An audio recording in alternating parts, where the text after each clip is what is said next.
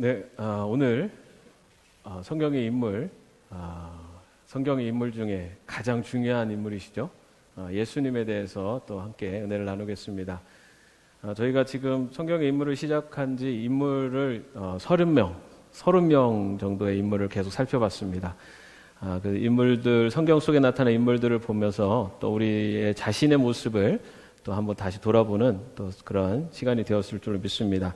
오늘하고 다음 주 이 두 번에 걸쳐서 예수님에 대해서 함께 또 살펴보도록 하겠습니다. 먼저 오늘 본문 말씀 마태복음 1장 23절 말씀을 한번 같이 읽겠습니다. 보라, 처녀가 잉타하여 아들을 낳을 것이요 그의 이름은 임마누엘이라 하리라 하셨으니 이를 번역한즉 하나님이 우리와 함께 계시다 함이라. 아멘. 자, 여러분, 그 예수님의 생애를 살펴본다는 것이 이 한두 시간으로 될 문제가 아니지 않습니까? 어쩌면 우리가 지금까지 신앙생활하는 수십 년 동안 그 예수님의 그 생애 그리고 예수님의 발자취를 많은 말씀을 통해서 들었습니다.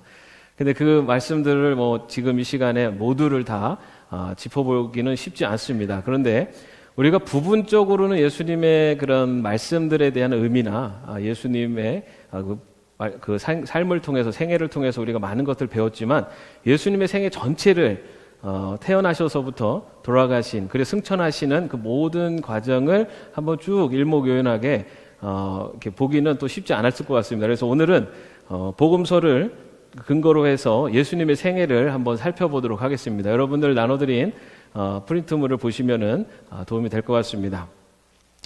먼저 예수님에 대해서 가장 많이 기록한 그 내용이 기록되어 있는 곳은 어디일까요? 성경입니다. 성경. 예수님에 대해서 가장 많은 예수님의 행적과 그리고 말씀들을 가장 많이 기록된 곳이 성경입니다. 그것 외에도 당시에 그 역사서나 이런 데에 예수님에 대한 언급하는 많은 내용들이 있긴 합니다. 그러나 굉장히 부분적인 내용이고 예수님의 전체적인 그런 삶에 대한 모든 것들을 총망라할 수 있는 곳은 복음서입니다. 그런데 여러분, 복음서가 우리가 신약 성경에 대해서 말씀드릴 때 말씀을 드렸지만 복음서가 사복음서가 있습니다. 그죠? 그런데 사복음서에 보면은 사실은 그 어떤 순서가 일목요연하거나 아니면 똑같은 내용이 같은 사건인데도 약간씩 다르게 기록되어 있는 게 있고요. 그리고 어느 복음서에는 기록되어 있는데 어느 복음서에는 기록되어 있지 않은 이제 그러한 차이들이 있습니다. 그래서 이 사복음서 중에서도 같은 관점을 가지고 예수님에 대해서 복음에 대해서 기록하고 있는 것을 뭐라고 부른다 그랬죠? 공관 복음서. 공관 같다라는 거죠. 관점이 같다. 그리고 공관 복음서의 마태, 마가, 누가를 제외한 요한 복음서까지 해서를 사복음서라고 이렇게 부릅니다. 오늘은 이 사복음서를 전체로 살펴서 그 예수님의 그 생애를 한번 쭉 나열해 보도록 하겠습니다. 먼저 예수님의 탄생을 기점으로 해서 그 말씀을 드리면 예수님이 태생하시기 이전에 어떤 분이셨다라는 것을 기록한 복음서는 요한복음서입니다. 여러분, 요한복음서 1장 1절이 태초에 말씀이 계시니라 이 말씀이 하나님과 함께 계셨으니 이 말씀은 하나님이시리라 라고 하면서 말씀으로 이 땅에 오신 분이 예수님이시다 라는 것으로 시작하는 것이 요한복음입니다. 그래서 예수님은 바로 태초부터 계셨던 하나님이시고 말씀이셨다 라는 것을 시작하는 것이 요한복음서에서 시작이 됩니다. 그리고 나서는 예수님의 탄생과 그리고 어린 시절에 대한 기록이 있는데 여러분, 그 사복음서 중에 예수님의 탄생과 어린 시절을 기록한 복음서는 마태복음과 누가복음에만 있습니다. 마가복음과 요한복음에는 예수님의 탄생 기록이 없어요. 그리고 예수님의 탄생까지는 그래도 내용이 그래도 어느 정도 많이 기록되어 있는데 예수님의 어린 시절에 대한 내용은 사실은 거의 기록되어 있지 않습니다. 사실 어린 시절이라고 하지만 어린 시절일 뿐만 아니라 예수님이 공생애를 시작하시기 전까지의 내용은 사실 성경에 기록 거의 찾아볼 수가 없습니다. 그래서 예수님의 탄생과 어린 시절에 대한 내용이 마태복음과 누가복음에 있는데 그 내용 그렇게 예수님께서는 이렇게 탄생하시고 어린 시절을 보내시고 또 이제 장성하셔서 이제는 공생애를 시작하시게 되는데요. 공생애를 시작하실 때 나이가 몇 살이었죠? 30살, 30살, 아주 한창 이 뭔가 이 하실 수 있는 이제 그러한 때에 시작을 하셨는데요. 자, 그런데 우리가 알고 있는 것처럼 예수님이 이제 예수님 공생애를 시작하시기 전에 예수님보다 앞서서 먼저 그 길을 예비한 자로 등장하는 인물이 누구였죠? 세례 요한입니다. 그죠? 세례 요한에 대한 이야기는 사복음서에 다 기록되어 있습니다. 그래서 예수님 이전에 세례 요한이 등장을 했고 그 세례 요한이 예수님의 오시는 길을 예비한 자로 그렇게 활동을 했었다라는 것을 기록하고 있습니다. 그리고 나서 이제는 예수님께서 세례 요한에게 세례를 받게 됩니다. 그죠? 이 예수님께서 세례를 받으시고 그 다음에 세례를 받으신 후에 광야에 가셔서 시험을 받으시죠. 예. 시험을 받으시고 나서 그렇게 시험에서 사단의 유혹을 이기시고 나서 첫 번째 사역을 하십니다. 그게 어디에서 하냐면 갈릴리 가나에서 합니다. 여러분 예수님의 첫 이적 어디였습니까? 가나의 혼인잔치. 예. 여러분 예수님께서 세례를 받으시고 광야에서 시험을 받으시고 가나에서 첫 그 기적을 행하시는 이 기간이 얼마 정도 되냐면은 약 6개월 정도입니다. 예. 6개월 정도 안에 세례 받으시고 또 시험 받으시고 그리고 광야에서 그 가나 혼인잔치에서 기적을 행하시는 요 기간이 한 6개월 정도 됩니다. 예. 그렇게 해서 예수님의 사역이 시작을 하게 됩니다. 그리고 나서 갈릴리에서 그렇게 이적을 행하시고 난 다음에 그 다음에 이제 유대 지역으로 가서 활동을 하십니다. 유대 지역으로 가서 하시는 그 활동을 초기 유대 사역이다라고 그렇게 부를 수가 있는데요.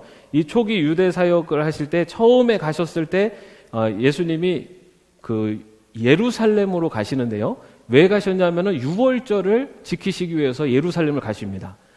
여러분 유월절 예루살렘에 첫 입성하셨을 때 예수님이 하신 일이 뭐였죠? 성전 정화, 그죠? 거기에서 장사하는 이들의 상을 다 뒤엎으셨잖아요, 그죠? 그 첫 번째 가셔서 하셨던 성전 정화의 기록이 요한복음에 기록되어 있어요. 여러분 사실은 우리가 마태, 마가, 누가복음만 보면은 예수님의 공생애가 3년인지 알 수가 없어요. 마태, 마가, 누가에는 그냥 예수님의 여러 사역들이 계속 나열되어 있지 이게 몇 년 정도 됐나라는 것을 알 수가 없는데 예수님의 공생애가 3년이라고 이야기할 수 있는 근거는 요한복음에 있습니다. 요한복음에 보면은 예수님께서 유월절을 3번을 지키세요. 1년에 한 번씩 있는 그 유월절을 3번을 지키시기 때문에 예수님께서 공생애, 예수님이 사역하신 기간이 3년이다라는 것의 근거는 요한복음에서 찾을 수 있습니다. 그래서 첫 번째 유월절에 예수님이 올라가셔서 이제 그런 그 성전 정화를 시작으로 해서 정화를 하시고 그리고 나서 이제 예루살렘에서 유대 지역 사역을 끝내시고 다시 갈릴리로 올라가세요. 다시 갈릴리로 올라가실 때 이 사마리아 지역을 통과해서 올라가십니다. 유대 사람들은 사마리아 지역을 통과하지 않았죠. 왜냐하면 유대인들은 사마리아 사람들을 아주 멸시하고 그들을 상종하지 않았습니다. 예전에 한번 말씀드렸습니다. 그들이 역사적으로 왜 그렇게 갈라졌는지. 그런데 예수님이 일부러 사마리아로 가셔서 수가성에서 이 사마리아 여인을 만나고 그 사마리아 여인을 통해서 또 그곳에 복음이 전해지게 됩니다. 그렇게 해서 또 예수님이 이제 갈릴리 지역으로 또 가십니다. 그래서 이제는 다시 올라가셔서 유대 사역을 마치시고 그 다음에 이제 갈릴리 지역에서 또 사역을 시작하세요. 요 때를 전기 갈릴리 사역이라고 그렇게 말할 수 있고요. 이때부터 후기 갈릴리 사역, 이 갈릴리에서 주로 예수님께서 사역을 많이 하십니다. 여기 보면 기간이 얼마로 돼 있죠? 2년입니다. 2년. 초기 갈릴리 그 유대 사역은 8개월이었어요. 처음에 6월절에 올라가셔서 성전 정화를 하시고 또 수가성을 방문하시고 요 기간은 8개월 정도였는데 예루살렘에서 다시 갈릴리로 오셔서 갈릴리에서 사역을 하신 거는 약 2년 동안 사역을 하세요. 그래서 그 마태, 마가, 누가복음, 요한복음에 보면은 이때에 예수님께서 많은 하신 사역들과 가르침들이 많이 기록되어 있습니다. 2년 동안의 기록들이 있어요. 근데 여기에서 이제 요한복음에는 이 사역하시는 기간 동안에 예수님께서 유월절을 2번을 더 방문하신 내용이 기록되어 있습니다. 그래서 예수님께서 3년 동안 그 3년 동안 공생의 기간에 있으셨고 3번 유월절 때 그 예루살렘을 방문하셨다라는 것을 알 수가 있습니다. 그렇게 해서 갈릴리에서 사역을 하시고 나서 이제는 어디로 가시게 되냐면은 유대 지역으로 가시게 됩니다. 그래서 유대 지역으로 가셔서 이제 그때 또 사역을 하시는데 이 유대 지역에서의 사역은 약 4개월 정도의 기간을 머무면서 이제 유대 지역에서 사역을 하세요. 그래서 마태, 마가, 누가, 요한복음에 모두 이 유대 지역의 사역을 기록하고 있습니다. 여러분 여기서 보시면은 예수님께서 주로 사역하신 곳은 어디죠? 갈릴리와 유대 지역입니다. 예, 거기 말고도 시돈과 두로 또 뭐 베레아 이렇게 그 이방 지역도 하셨지만 주로 활동하셨고 사역하시고 말씀을 가르치신 지역은 갈릴리 지역입니다. 예수님께서 갈릴리 지역에서 주로 계셨어요. 여러분 그런데 갈릴리 지역은 유대 지역 그 중에서도 예루살렘이라는 곳은 어떻게 보면은 굉장히 유대 사회에서도 그 상류의 사람들이 사는 곳이었어요. 거기에는 정말 아주 잘 사는 사람들이 있고 아니면 잘 사는 사람들을 그 보필하는 노예 이제 이런 사람들이 살았던 곳이 예루살렘이었습니다. 갈릴리 지역은 어떤 곳이었냐? 갈릴리 지역은 대부분 다 가난한 사람들이었어요. 어떻게 보면은 어업을 하는 사람들이 많았고요. 그리고 이 갈릴리 지역에는 정말 힘들고 어려운 사람들이 많이 살았습니다. 어떻게 보면은 유대 지역에서 살다가 유대 지역에서 어떻게 보면 거기에서 살 수 없는 사람들이 이렇게 와서 사는 지역이 이 갈릴리 지역이었어요. 그리고 원래는 대부분의 유대인들은 유대 땅에 살았는데 그 당시에 억지로 유대 지역에서 이게 억지로 그쪽으로 이동을 해서 살아야 되는 그때 정착해서 산 사람들이 갈릴리 지역에 사는 유대인들이었습니다. 그래서 예수님께서는 그 공생의 대부분의 시간들을 어렵고 힘든 가난한 사람들과 함께하면서 보내셨던 것을 우리 예수님의 이렇게 공생의 기간을 봐서도 우리가 알 수가 있습니다. 그렇게 유대에서 사역을 하시고 나서 그 다음에 예수님께서 이제 고난 주간을 맞이하시게 됩니다. 고난 주간 그 기간에 대해서는 사복음서가 다 아주 자세하게 기록을 하고 있습니다. 이 고난주간에 있었던 여러 가지 재판부터 잡히셔서 또 재판을 받으시고 십자가에 달려 죽으시는 그 모든 과정들이 사복음서가 기록을 하고 있어요. 이 얘기는 무엇이냐면 예수 그리스도의 사역에 있어서 가장 어떻게 보면 중요한 예수님이 이 땅에 오신 가장 중요한 사역 그것이 무엇인가라는 것을 사복음서의 기자들은 바로 예수 그리스도의 십자가 사건이 바로 십자가에 달려 죽으심으로 이 세상을 구원하시려고 하는 바로 그 사건이 예수 그리스도 생애의 가장 중요한 사건이다라는 것을 이 복음서의 기자들은 다 똑같이 증거하고 있는 겁니다. 그리고 나서 예수님께서는 십자가에 달려 죽으시고 부활하신 후 또 승천하시는 바로 그 내용이 복음서에 나타난 내용이고 예수님의 그 생애를 이렇게 간략하게 살펴본 겁니다. 여러분 예수님이 이 땅에 태어나시고 그 다음에 어린 시절을 보내시고 그리고 30살이 될 때까지의 그 기간의 내용은 사실은 성경에는 잘 기록되어 있지 않지만 공생애를 시작하시면서 예수님 세례를 받으시고 시험을 받으시고 이제는 갈릴리에서부터 유대 지역에까지 이르는 지역을 오고 가면서 이제 사역을 펼치셨고 그 사역의 가장 핵심적인 장소는 갈릴리 지역이었고 그리고 그 사역을 펼치시는 기간 동안에 유월절을 3번 지키시는 다시 말해서 그 기간에 예수님의 공생애가 3년이라는 것을 알려주는 그리고 예수님께서 그 십자가의 그 고난 주간 십자가에 이제 잡히셔서 십자가에 달려 돌아가시는 그 기간을 지나시고 죽으셨다가 부활하시고 승천하신 이것이 예수님의 생애입니다. 여기에서 그 중간중간에 있었던 많은 사역들과 사건들, 말씀들 이것들은 오늘 저희가 다 다룰 수는 없지만 예수님의 그 태어나셔서 그 돌아가시는 그 승천하시기까지의 그 사역을 이렇게 우리가 살펴볼 수가 있습니다. 이게 이제 저희가 예수님의 이제 그 생애를 일들을 살펴본 거고요. 오늘은 그 중에서 저희가 이번 주간에 이제 또 성탄절이 있지 않습니까? 그래서 예수님의 그 탄생에 대해서 한편 조금 더 깊이 한번 살펴보도록 하겠습니다. 먼저 자, 예수님의 생애 33년이라고 했는데 그 안에는 베들레헴 탄생과 나사렛에서 복귀하는 2년에다가 나사렛에서 거주하는 28년, 그리고 공생의 활동 3년, 이렇게 해서 33년이십니다. 자, 그런데 여러분 보십시오. 나사렛에 거주가 28년인데 사실 28년의 기록은 별로 없어요. 예수님께서 태어나셔서 거기에서 어린 시절을 보냈던 2년과 그리고 공생의 3년. 어떻게 보면 예수님의 인생에서는 예수님이 이 땅에 오신 그 사건이 가장 큰 의미가 있고, 그 다음에 이제 공생의 활동 중에서도 또 십자가의 사건. 이것이 예수님이 오신 의미, 그리고 가장 중요한 복음의 핵심이다라는 것을 예수님의 생애를 통해서도 볼 수가 있습니다. 자, 그럼 오늘은 조금 더 살펴볼 것은 마태복음과 누가복음에만 예수님의 탄생 기록이 있다고 말씀을 드렸는데, 성탄절을 맞이해서 예수님의 탄생하시는 과정을 조금 더 한번 살펴보도록 하겠습니다. 먼저, 자, 여러분, 그 BC와 AD, 자, 비포는 뭐의 약자입니까? 비포 크라이스트, 그죠? AD는 아노 도미니, 비포 크라이스트, 예수 전, 그리고 아노 도미니는 예수 후라는 뜻이죠. 그런데 여러분, 예수님이 그러면은 그 비포와 AD를 나누는 기점이 뭐였습니까? 네? 비포와 AD를 나누는 기점, 뭐를 기점으로 나눠졌죠?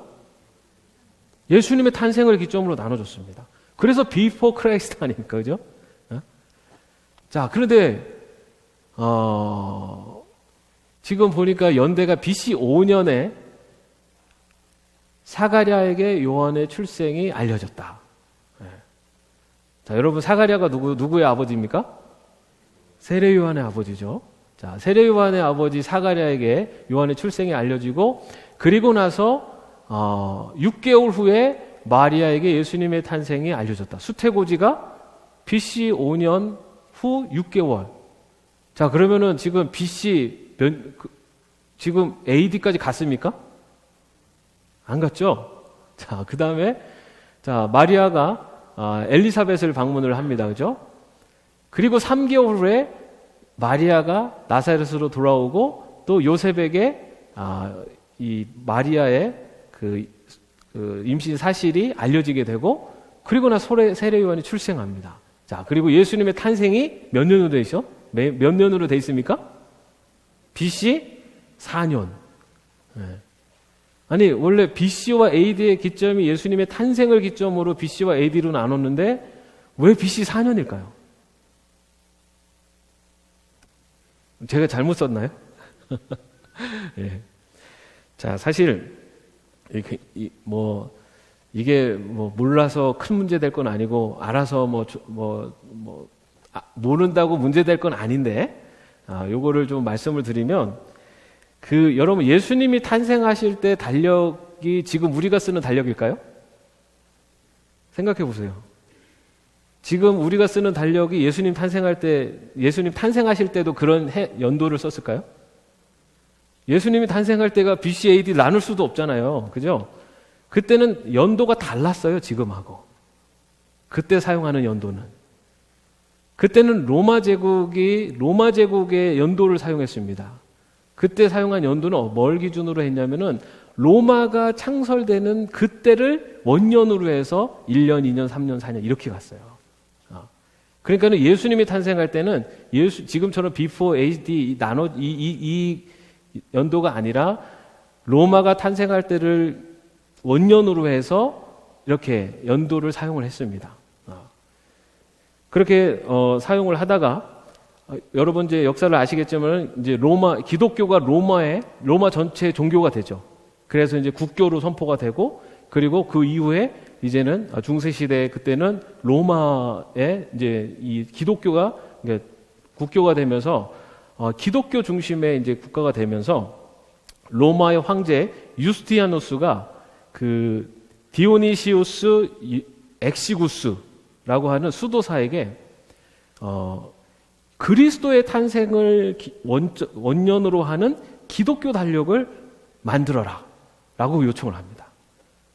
그래서 그 디오니시우스 이 수도사가 예수님의 탄생을 다시 이렇게 되짚어서 언제쯤이다라는 것을 이제 계산하기 시작을 하는 거죠. 그래갖고 예수님이 지금 우리가 쓰고 있는 로마 달력에서 예수님이 몇 년도에 탄생하셨다라고 정하고, 그러면은 그때를 원년으로 해서 다시 해를 시작하게 된 겁니다. 좀 헷갈리시죠? 네. 그때가 언제냐면은 그 예수님이 탄생하시고 약 500년이 지난 다음에요. 예수님이 탄생하시고 500년이 넘게 지난 다음에 이 로마 제국의 황제가 이제는 우리 로마 제국의 이 연도로 말고 우리가 기독교가 우리 로마 제국의 국교가 되었으니 이제 예수 그리스도의 탄생을 기점으로 하는 새로운 연도를 사용하자 해가지고 그것을 디오니시우스에게 그 예수님의 연도를 한번 언제인지를 다시 조사를 해서 그때부터 다시 연도를 시작하는 것으로 하자 해가지고 그때 바로 B4 AD가 나눠지는 그 시점이 예수님의 탄생 시점으로 그때 만들어지게 됩니다. 그리고 나서 그 이후로는 그 기독교 예수님의 탄생을 기점으로 하는 그 연도를 사용하게 됩니다. 그렇게 사용을 했어요. 그 이후로. 그렇게 해갖고 이제는 그 기점으로 로마 제국의 모든 기록들부터 해서 이제 로마 제국 관련되어 있는 모든 그 나라들이 이제는 그 연도를 사용을 하게 됩니다. 그렇게 사용을 했을 때 그때 그렇게 사용을 했는데, 그리고 그 후로 300년 정도가 흐른 다음에 8세기에 영국의 성자 비드라고 하는 사람이 이거 뭔가 예수님의 탄생이 로마의 역사와 안 맞는 거예요. 그래가지고 그것을 다시 역추적을 해봤더니 이 디오니시우스가 예수님의 탄생을 계산할 때 약 4년의 오차가 생겼던 겁니다. 그래가지고 계산을 다시 해봤더니 예수님이 탄생하신 시점이 우리가 생각하는 AD와 BC의 딱 그 중간이 그때가 아니라 그때보다 4년 전, BC 4년 내에 그때 예수님이 탄생하신 거예요. 그 역사 다시 정확하게 해봤더니.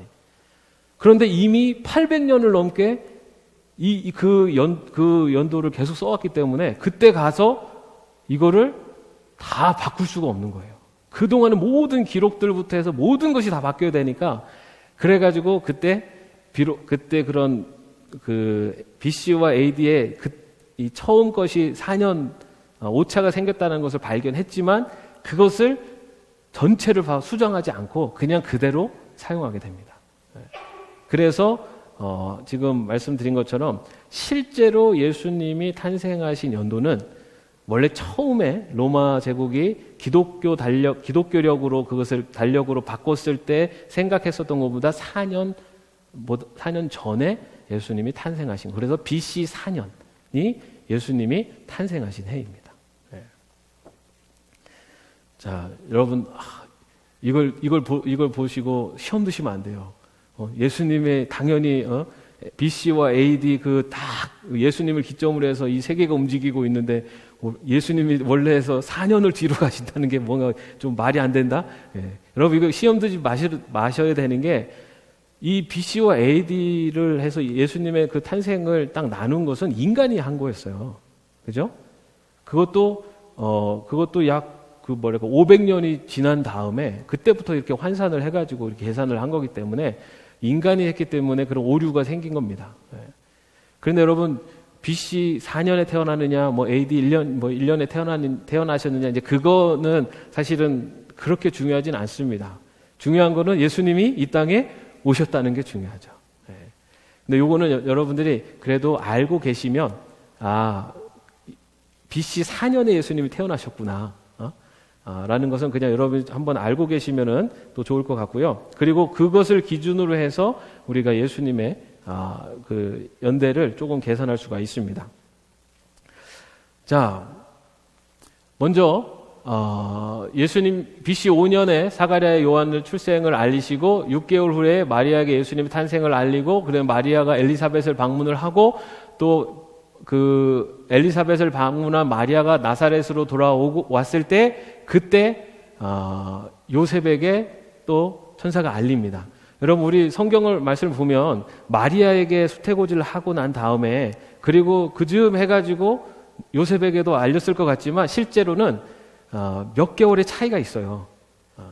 먼저 마리아에게 알리고, 그리고 나서 그 마리아가 그 엘리사벳, 사촌에게 찾아갔을 때 그 엘리사벳이 임신한 걸 봅니다. 이 사가랴와 엘리사벳이 임신을 못하고 있다가 임신한 것을 발견하고, 그리고 그 마리아가 그 엘리사벳에게 다가갔을 때 뱃속에 아기가 태동하는 이제 그러한 내용들이 기록되어 있어요.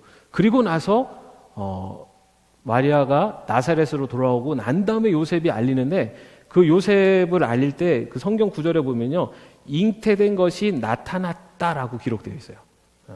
여러분, 잉태된 것이 나타났다라는 말이 무슨 말입니까? 배가 불렀다는 얘기죠. 배가. 예? 임신한 것이 보여줬다는 거예요. 나타났다. 그래서 마리아에게 먼저 예수님 그 천사가 나타나서 수태고지 할 때는, 그때는 배가 나오지 않았겠죠. 그때 바로 수태고지 초기에는. 그리고 나서 시간이 지난 다음에, 그 다음에 요셉에게 알릴 때는 잉태한 것이 나타났다라고 기록되어 있어요. 그래서 이런 시간차가 있습니다. 그리고 나서 이제 세례 요한이 출생을 하게 되고요. 그리고 요셉에게 알린 다음에 이제 요셉과 마리아가 나사렛에서 살고 있었습니다. 그런데 그때 그 구레뇨 수리아 총독이 호적을 하도록 명이 내려지죠. 그래서 그때 요셉과 마리아가 그 요셉의 고향인 베들레헴으로 호적을 하러 떠나게 됩니다.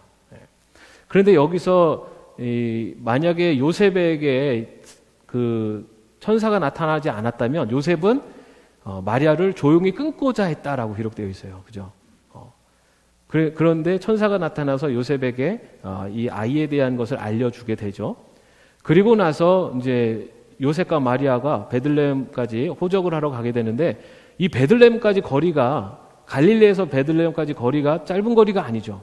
근데 여기를 임산부를 데리고 거기를 그렇게 가는 게, 그게 왜 굳이 그렇게 했을까 의문이 들기도 합니다. 만약 요즘 같은 세상에서 임신한 아내를 그 험한 길로 끌고 가는 남편은 아주 못된 남편이죠. 근데 요셉이 그렇게 데려간 이유를 어떻게 보냐면, 만약에 요셉이 마리아를 데려가지 않고, 사실은 요셉이 혼자 가서도 호적을 할 수 있습니다. 부부가 꼭 같이 가야 되는 건 아니에요.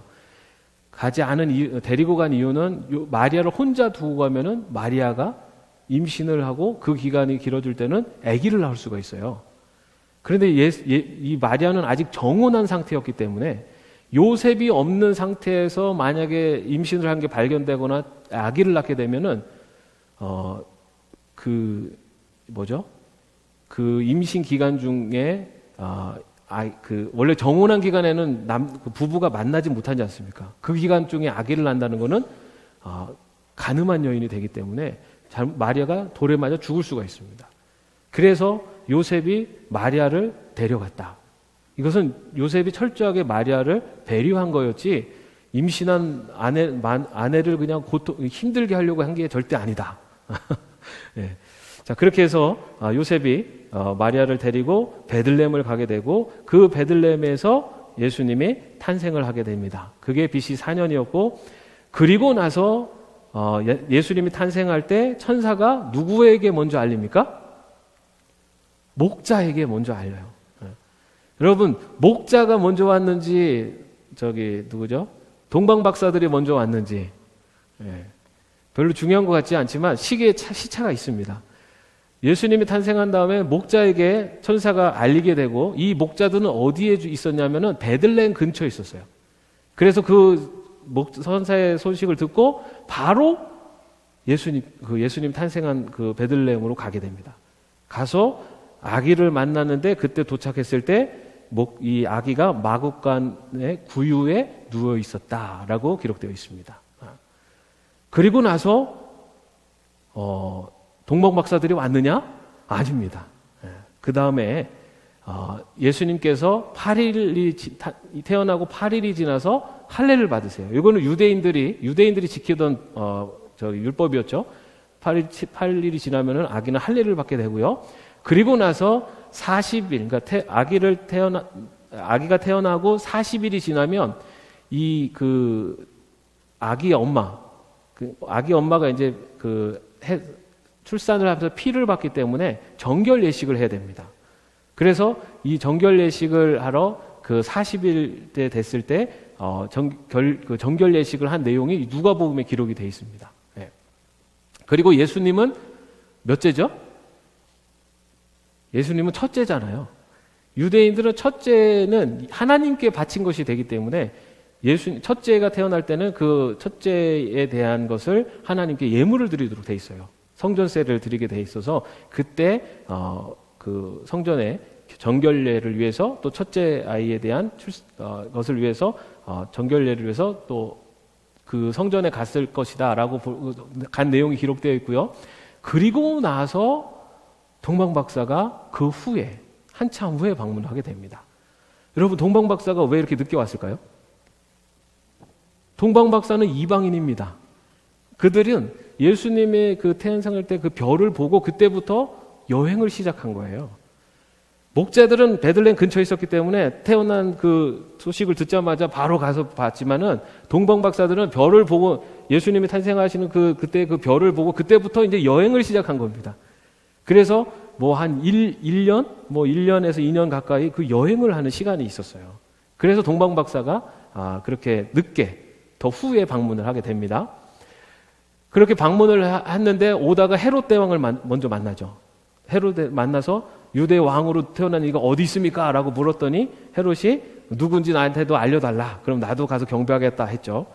그랬는데 그게 이제 이 왕을 예수님을 죽이려고 했었던 속셈인 것을 알게 되고 동방박사가 바로 이제 돌아가게 됩니다. 그리고 나서 이제 예수님이 애굽으로 요셉과 마리아가 이제 피신을 하게 되죠. 헤롯 대왕을 피해서. 그때 이 2살 이하의 어린 아이들을 죽이라고 이 헤롯 대왕이 명령을 해서 이제 2살 아이 어린 아이들이 죽게 됩니다. 그것을 피해서 이제 피신을 하게 되는데 그런데 마리아가 정결례를 하러 갈 때 그가 바친 예물이 뭐였냐면은 산비둘기와 비둘기를 바쳤어요. 근데 당시에 이 비둘기는 누가 바친 거냐면은 가난한 사람들이 바친 겁니다. 가난한 사람들이 제물을 바칠 때 그 가난한 사람들이 바치는 제물이 비둘기였어요. 다시 말해서 마리아와 요셉은 사실은 가난한, 지금 가진 것이 거의 아무것도 없는 상태라고 말할 수 있습니다. 자, 그런데 이 마리아와 요셉이 아기 예수님을 데리고 애굽으로 가야 돼요. 그죠? 애굽으로 피신을 갔는데 그럼 어떻게 피신을 했을 수가 있었느냐? 하나님의 아들이니까 하나님께서 다 지켜주셨겠죠. 그죠? 그런데 여러분, 그렇게 갈 수 있었던 어떻게 보면 여행 경비를 어디서 마련하게 되냐면 이 동방박사를 통해서 얻게 됩니다.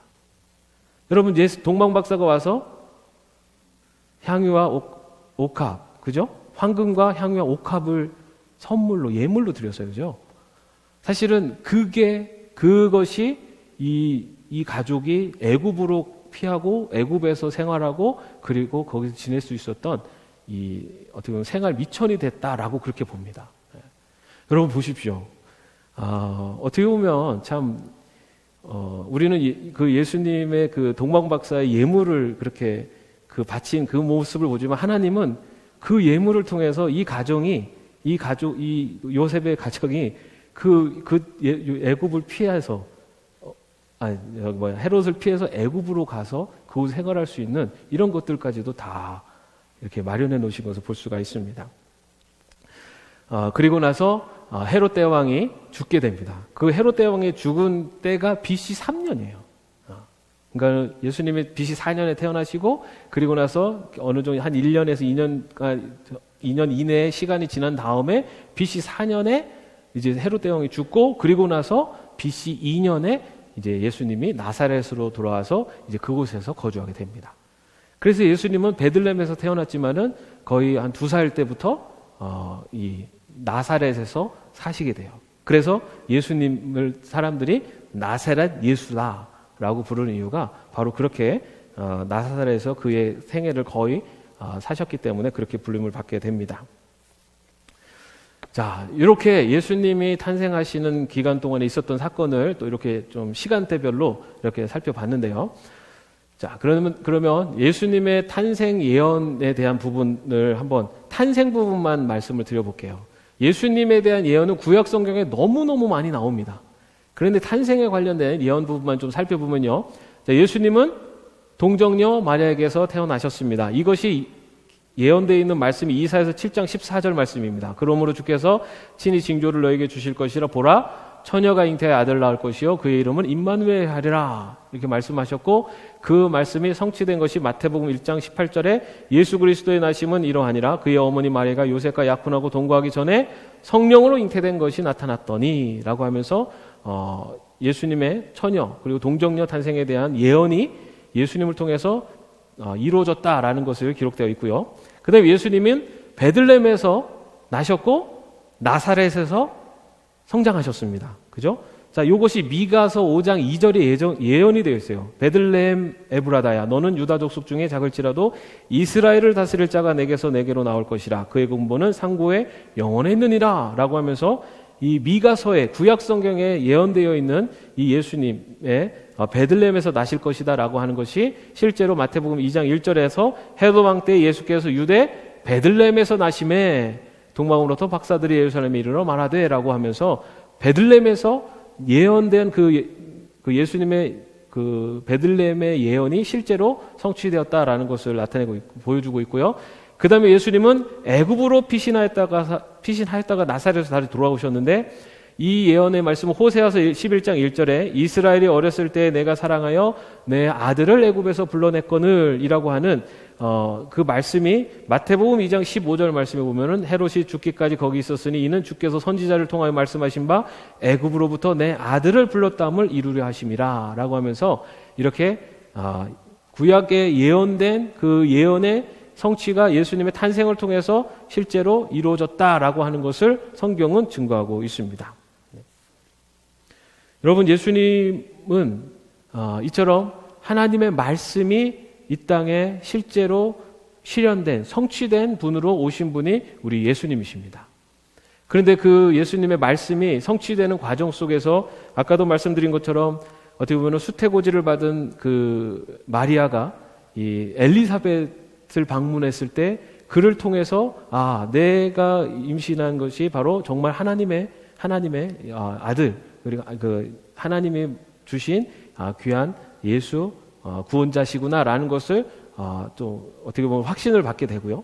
그리고 또 수리아 총독 구레뇨가 호적을 하게 함으로써 나사렛에서 살고 있었던 이 요셉과 마리아가 베들레헴으로 가게 되는, 그래서 성경에 베들레헴에서 왕이 태어날 것이다라고는 그 말씀이 실제로 이루어지게 하시고, 그리고 그곳에서 동방박사를 통해서 그 예물을 통해 가난한 아무것도 없었던 이들이 그곳에서 헤롯을 피해서 애굽으로 갔다가 애굽에서 다시 그 갈릴리로 나사렛으로 돌아오게 하는 그 과정을 통해서 나사렛에서 이 애굽에서 그 아들을 불러내시겠다라고 하는 그 말씀이 예수님을 통해 성취되게 하셨다는 겁니다. 예수님의 말씀, 하나님의 말씀이 실제로 삶 속에서 실제로 성취된 분이 예수님이셨고, 그 말씀이 성취되기 위해서 그 역사, 그 순간순간에 하나님께서 다 개입을 하셔서 그렇게 이루어오셨다는 거예요. 바로 이처럼 하나님의 말씀은 분명히 이루어질 줄로 믿습니다. 여러분, 하나님의 말씀이 정말 분명히 이루어질 것이고 하나님은 그 말씀을 이루시기 위해서 역사하실 줄로 믿으십니까? 여러분, 하나님이 무슨 약속을 하셨습니까? 우리에게 예수님을 통해서 보여주신 약속이 뭐였죠? 임마누엘. 내가 너희와 함께하겠다. 여러분, 이 약속은 예수님을 통해서 보여주셨고 이 약속은요 지금도 우리에게 주신 약속이에요. 하나님이 우리와 함께 하시겠다라고 하는 그 약속을 지금도 이뤄주세요. 그런데 여러분, 하나님은 그냥 말씀만 하시는 게 아니에요. 예수님께서 태어나실 때 그 과정 속에 하나님이 개입을 하시는 사건들이 있잖아요. 여러분, 우리의 삶 속에서 하나님은 임마누엘, 내가 너와 함께 하겠다라는 것을 실현하시기 위해서, 보여주시기 위해서 우리의 삶 속에 직접 개입하고 계십니다. 그것을 믿고 살아가는 사람들이 그리스도인입니다. 그것을 믿음의 눈으로 믿고 살아가는 사람들이 그리스도인이에요.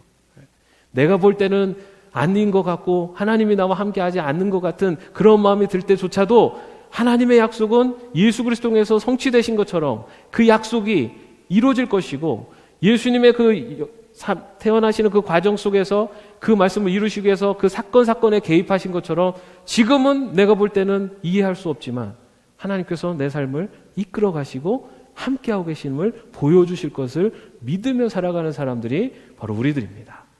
임마누엘, 하나님의 약속이 여러분들에게 함께하고 있음을 믿으시기를 바랍니다. 그리고 그 약속을 믿고 우리의 삶의 형편이 어떠하든지 간에 하나님은 지금 나와 함께하고 계시고 나를 이끌고 계시다라고 하는 분명한 믿음을 가지고 살아갈 수 있는 저와 여러분이 되시기를 주님의 이름으로 축원합니다. 기도하겠습니다. 주님, 주님의 삶을 살피며 또한 예수님의 탄생과 그 탄생을 이루시는 하나님의 놀라운 섭리를 바라보며 이 시간 주님의 약속의 말씀을 다시 한번 믿음의 눈으로 고백하며 나아갑니다. 임마누엘, 하나님, 우리와 함께 하신다는 약속, 예수 그리스도를 통해서 우리에게 약속하신 그 약속의 말씀이 지금도 우리와 함께하고 계심을 믿습니다.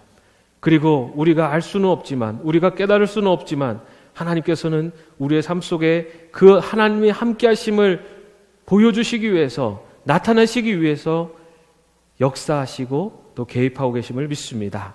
주님, 그 믿음을 가지고 우리가 살아가는 우리의 삶 속에 그 믿음을 가지고 나아가는 저희들 되게 하시고, 나와 함께 하시는 하나님, 나의 삶을 인도하시는 하나님, 그리고 나의 삶 속에 개입하시고 이끌어 가시는 그 하나님을 바라보며 살아갈 수 있는 저희들 될 수 있도록 인도하여 주시옵소서. 주 예수 그리스도의 은혜와 하나님의 사랑하심과 성령님의 교통하심과 동행하심이 말씀을 성취하시고 그 말씀을 성취하시기 위해 또 내 인생 가운데 개입하시는 임마누엘 하나님, 나와 함께 하시는 하나님, 그 말씀을 내 삶 속에서 성취해 가시는 그 하나님을 믿음의 눈으로 바라보기를 원하는 주의 종들 머리 위에 이제로부터 영원까지 함께 없으시기를 간절히 축원하옵나이다. 아멘.